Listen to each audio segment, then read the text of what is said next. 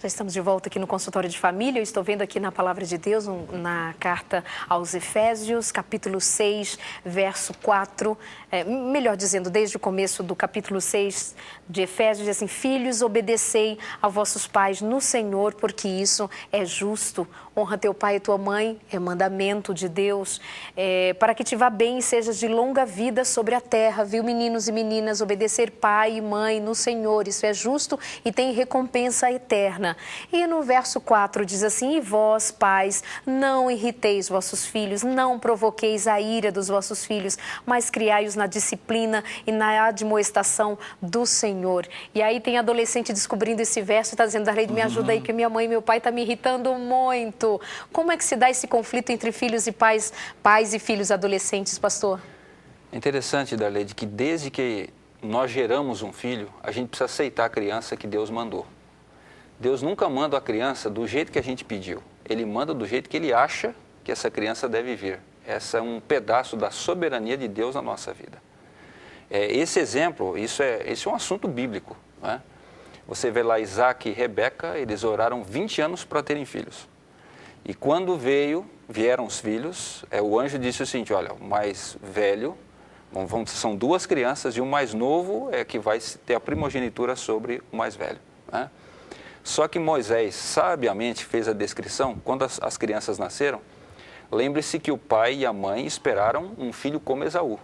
Ele era peludo, caçador, sujeito extremamente capaz, né, com as artes que naquela época, naquela sociedade se valorizavam. Já Jacó não, coitadinho, era liso, não era caçador, era um homem pacato. Isso fez toda a diferença na vida daquela família, né? Os pais estavam preparados para receber Esaú, não estavam preparados e não queriam receber Jacó. Então Jacó foi uma pessoa rejeitada a vida toda. Foi rejeitado pelo pai de maneira direta e também foi rejeitado pela mãe, porque a mãe tentou sempre resolver os problemas para ele. E aí a gente acompanha na história bíblica todo o resultado que isso traz. Então eu acho que o primeiro ponto que todo pai precisa ter no coração é saber aceitar o filho que Deus mandou. Tem pai que acha que o filho vai ser Einstein, e quando o menino chega na escola é um horror nas notas. Vai fazer o quê? A capacidade dele não é uma capacidade pedagógica, não é uma capacidade para estudar. Às vezes ele é excelente no esporte. Aí o pai fica lá exigindo certas coisas da criança. Idealizando o filho, né? Isso, que a criança não tem para dar.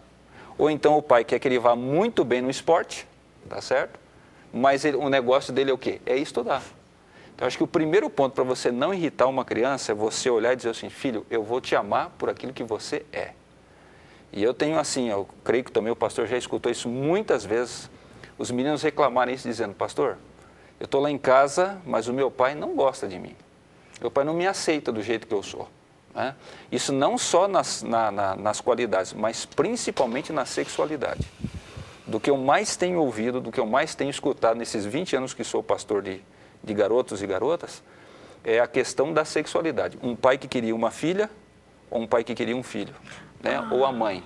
Isso aí causa uma confusão na vida da pessoa. A pessoa, ela vai ter essa mágoa no coração para sempre. Pastor, é verdade. E eles dizem assim: a minha mãe diz, eu não queria que você tivesse nascido. Pois é. Eu esperava. Olha essa história. E é muito comum, pastor, as crianças escutarem isso, infelizmente. Meu Deus. Olha essa história. A mãe e o pai idealizaram uma menina. Não veio uma menina. No 7º, 8º mês, descobriu que esperava um menino. Eles abandonaram o filho. Quem cuida hoje são os avós. Eles abandonaram o menino, porque eles criaram a expectativa de que teria que ser uma menina. Não é comum um caso como esse, mas é um caso absurdo. Imagina essa criança hoje, o que ela sente, o que ela sabe de tudo. Ela sabe que foi rejeitada porque não nasceu menina. Que absurdo. Mas ainda tem casos que são absurdos também, mas que estão entre nós. Eu esperava uma menina, mas veio um menino, olha, nasceu essa criaturinha aí, nasceu essa coisinha, e a gente quer receber de volta carinho, amor, respeito, obediência. Sei não, hein? Continua, pastor. Difícil. Só concluindo aqui, pastor, depois você concluindo o pensamento. Lembre-se que rejeitar uma criança não é você deixar apenas para outro. Tem muitos pais que têm a criança, pagam escolas caras, dão comida, dão do bom e do melhor. Mas a criança, Darley, toda criança sabe quando ela é rejeitada. A criança já sabe que é rejeitada desde o ventre. E o motivo que mais acontece essa rejeição é por quê? infelizmente, por causa dessa vida sexual ilícita que os jovens têm vivido hoje, eles geram crianças que não foram desejadas. Não foram desejadas no tempo e no espaço da vida. Então, a criança, muitas vezes, ela nasce como um estorvo. Não, eu não estava preparado para ter esse filho agora. Veio. A mãe faz de tudo pelo filho, mas já no peito, a criança percebe que a mãe não quer ela. Já desde o útero, né? Depois na amamentação, a criança vai crescendo. Então, eles vivem juntos, moram todos na mesma casa.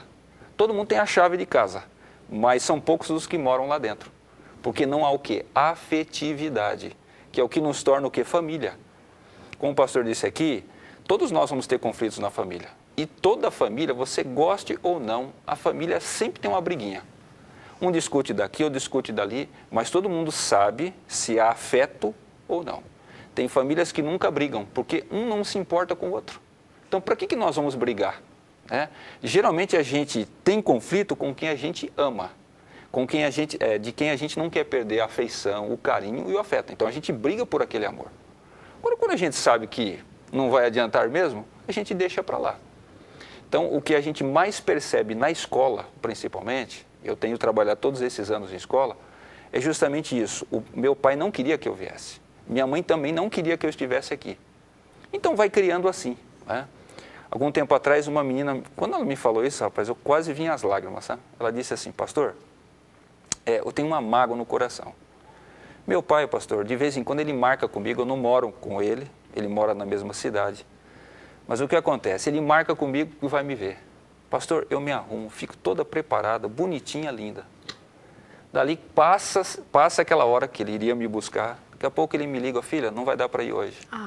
Aí passa mais uma semana, ele marca comigo, não aparece. Ela falou assim para mim, pastor, meu pai não liga para mim. Ele liga para o meu irmão, o irmão que ele tem com a outra mulher. Mas para mim, pastor, eu não sou importante para ele. Então, quer dizer, isso é uma coisa que não somente irrita, isso marca, isso machuca, isso dói. Por quê? Muito provavelmente ela veio no momento que o pai não estava preparado para ter aquela filha.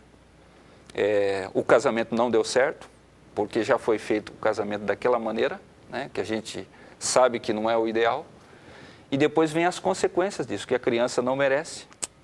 E eu imagino que tenha muita criança nesse Brasil que está nos assistindo, que passa por isso e sabe que passa. Chora debaixo do cobertor por essa rejeição e por esse abandono.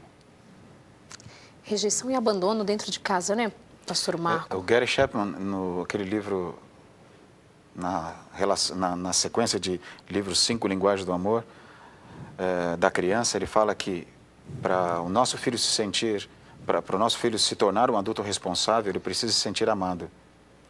E o que é se sentir amado por uma criança? Nessa fase da adolescência, onde ele está numa explosão hormonal, onde ele tem uma série de conflitos emocionais, inclusive, principalmente a rejeição, porque ele tem dificuldade de se aceitar como ele é. A transformação do corpo, ela é muito rápida e às vezes agressiva para ele para a criança, não consegue entender isso. Tem a questão dos adultos considerarem que ele é adulto, mas cobrarem dele como adulto, mas considerarem ele uma criança. Então, é uma explosão de confusão. Nesse período da vida dele, se o pai não tiver desenvolvido com ele um relacionamento muito claro de como que é a vida e de como que é o processo de compromisso, de responsabilidade, enfim, todas essas coisas, não é ali naquele momento que o pai vai começar a impor certas coisas e vai conseguir de uma hora para outra. Então, o que nós temos que desenvolver com os nossos filhos desde pequenos é que o amor de Deus é importante na vida deles, que Deus é prioridade na vida deles, ajudá-los a amá-lo, amar a Deus, desenvolver neles responsabilidade, ensiná-los os limites, desde pequeno no espaço deles, na compreensão deles, na faixa etária deles, cada faixa etária os seus limites. Eu me lembro que quando os meus filhos entraram na pré-adolescência, nós sentamos lá em casa, eu, a Silmara, minha esposa, e nós dissemos assim, olha, existem essas regras aqui em casa. E como é que vocês querem cumpri-las? Nós não estamos negociando que elas não vão existir, elas estão existindo. Agora, como é que vocês querem cumpri-las? Então, eles colocaram lá, olha, arrumar quarto, manter a casa em ordem, cumprir meus horários, estudar, obedecer o pai e a mãe, horário para ver TV, usar o computador. Eles colocaram as regras e nós discutimos com eles as regras. foi muito difícil, mas depois, quando nós nos encontramos em algumas situações de conflito e nós cobramos essas regras, esses limites, eles chegaram até levantar alguma questão, mas nessa hora foi falado para eles o seguinte: vocês concordaram e vocês colocaram, inclusive foi colocado lá atrás da porta do quarto deles o que eles escreveram com a própria mão. Eu devia ter guardado isso aí comigo, não guardei. Mas muitas vezes a gente chega para os filhos e começa a cobrar coisas deles como uma torneira pingando. Você não arrumou teu quarto, você não respondeu as notas que você tirou na escola, como é que você pode fazer uma coisa dessa? E junta com esse conflito que ele já tem, que ele carrega com ele, que é o problema de aceitação própria, se entender, administrar a questão hormonal, a parte física do cérebro, a área emocional do cérebro não está desenvolvida. Então não tem quem aguente. Então por isso que eles dizem: eu não aguento mais meu pai. Aí o que eles fazem? Entram no quarto e fecham a porta. Aí conversa com os amigos pelo Face, fala com todos os amigos. Quando você chega perto, eles querem distância. Nós, pais, temos que entender que nós somos importantes para eles, sim. E eles precisam ter uma referência, sim. Mas como eu posso fazer, ou posso desenvolver, o que eu posso fazer para o meu filho se sentir amado? É dando tempo para ele. Tempo até para ouvi-lo quando for preciso. Quem sabe, Darleide, a gente pode deixar uma sugestão aqui: levar seu filho para aquele lugar que ele acha legal, uma lanchonete ou um restaurante que ele acha legal, e vocês conversarem só sobre vocês dois aquele dia, ouvir mais do que falar, dizer assim: filhão, estou aqui, você tem alguma coisa para falar para mim, que é alguma coisa que o pai está te chateando? Talvez ele não fale muito, mas o pouco que ele falar, ou se ele não falar, ele vai entender uma coisa: o meu pai me ama, porque ele dedicou esse tempo para mim. E até mesmo quando ele coloca regras para mim, administradas e bem entendidas e bem esclarecidas, ele está me amando. Porque não adianta eu querer cobrar a regra sem ter dito que essa regra existe. Exatamente. Ou como que ela vai funcionar. Essas coisas eu percebi assim, pelo menos, pastor, na minha experiência com os meus filhos, que hoje estão com 21 e 19 anos, eu tenho percebido assim, funcionou muito para mim. Agora, muitas vezes, a explosão deles foi tão forte de irritabilidade que eu disse assim: tudo bem, depois a gente conversa. Porque uma colega minha, psicóloga, me disse assim: tem aquela hora que dá aquela explosão hormonal que eu te odeio a palavra que eles mais usam. Ele odeia o professor, odeia o pastor, odeia o pai, odeia a mãe, odeia todo, odeia o mundo. Então tudo bem, vá lá para o cantinho, curta lá esse momento teu, depois a gente conversa. Mas não quer dizer que ele odeia a gente, não. Na realidade é um conflito emocional. Exato. Mas se a gente desenvolver essa questão de maneira muito clara e dedicar para ele tempo, a gente vai mostrar que ama. Isso é um remédio, viu? Eu queria escrever isso aí que vocês estão falando. Sim. E deixar assim parado no vídeo para ver se os pais ficam assim lendo, nós, né? Lendo, aprendendo. Porque eu chego à conclusão, amados, que nós precisamos parar, aprender, ter estratégias. Acho que essa palavra cai bem, assim, estratégia. Primeiro, não dá para a gente aplicar aqui um curso com regras fixas, porque os filhos são diferentes, as pessoas são diferentes, os pais são diferentes, mas existem questões básicas como essa: o tempo, a aceitação, a qualidade dessa conversa ou o afastamento na hora certa, porque tem, igual a Bíblia também diz, tem mulher, mãe ou pai, vamos aplicar assim, vamos fazer essa modificação para o contexto, fica assim insistindo, reclamando, falando, dando sermão e repetindo. Ai, que coisa mais irritante. chata. Tem mãe, um menino me falou assim: pastor, minha mãe começa a falar 5 da manhã. Ai, Jesus, ainda acorda cedo, criatura. Pois é, 10 da noite ela não parou. E meu pai disse que de noite ela ainda fala. Ainda bem que é ele que escuta e não eu.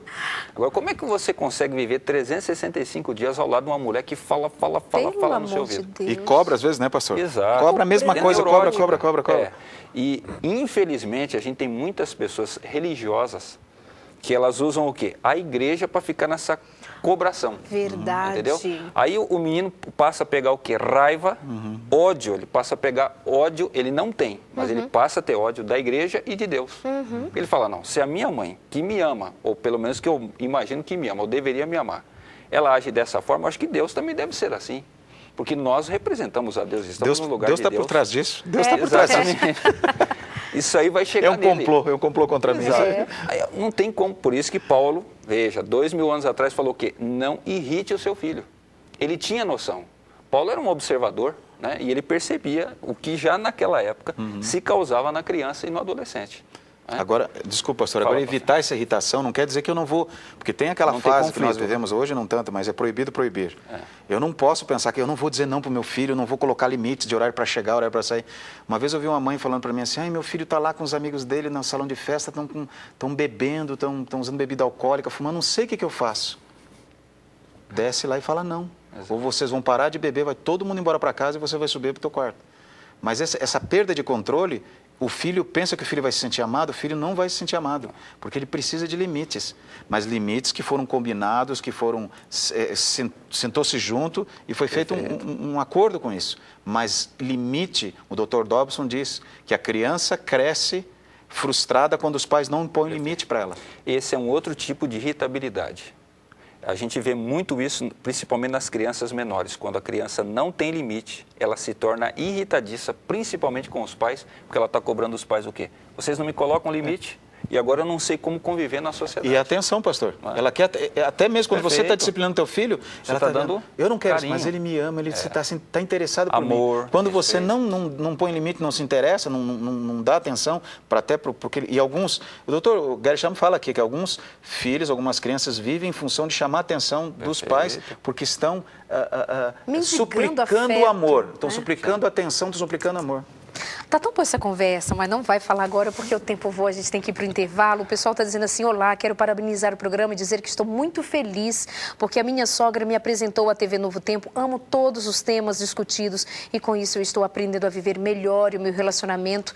Quero mandar um grande abraço à minha sogra, Joana Dark, e o meu filho Arthur. Um beijo com amor e carinho para o meu marido Saulo Santana. Um grande abraço para você, Darlide, obrigada, amada. E para os pastores que estão aí presentes, boa noite. Fiquem com Deus, muito obrigada pelos ensinamentos. Quem fala com a gente não sei, não pôs seu nome, mas o e-mail é Os Tornados. Deus abençoe você, minha amiga, pelo carinho. Tem uma outra moça que escreveu, olha, Darlide, meu nome é Ivanir e estou assistindo o consultório. Hoje está ótimo e estou emocionada. Manda um beijo para o meu filho Lucas, que está sendo uma bênção em minha vida. Um beijo para o Lucas, um beijo para você, Ivanir, para toda a família. Que bom que o programa está sendo assim tão querido para o coração de tanta gente acompanhando. Até eu estou assim amando toda essa fala que está casando muito bem com os pedidos e as necessidades de meninos e meninas que têm conversado comigo e tendo dito assim, Darleide, o que eu faço? Eu só preciso ser amada por minha mãe, só preciso ser amado pelos meus pais, mas eles não me entendem. Só sermão, só briga, só confusão. Uma moça disse para mim